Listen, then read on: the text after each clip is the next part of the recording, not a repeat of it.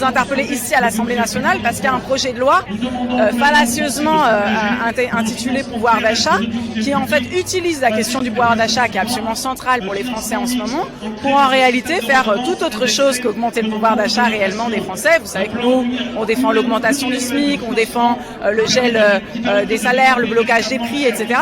Mais là, vous avez cette suppression de la redevance qui est soi-disant une réforme de pouvoir d'achat et qui en réalité est une façon d'attaquer les financements du service public de l'audiovisuel, de l'information, de la culture et qui en réalité est une vraie alerte pour notre démocratie. Non seulement ce ne sera pas des économies pour les Françaises et les Français parce qu'il faudra bien financer autrement, donc autrement que par cette redevance, mais surtout avec un financement qui est beaucoup plus opaque, qui est beaucoup moins certain, qui est beaucoup plus sujet à des restrictions budgétaires ou à des pressions politiques. Et nous, on est très vigilants sur cette question-là.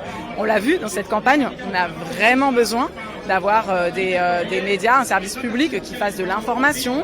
On a besoin d'une culture aussi publique qui permette aussi de façonner autrement les imaginaires qu'ils le sont par la sphère privée. On a besoin de tout ça et c'est une vraie alerte démocratique. Donc nous, on portera, évidemment, on s'opposera à cette suppression de la redevance et surtout on portera vraiment une discussion pour une refondation de ce service public de l'audiovisuel et de l'information et de la culture. Voilà.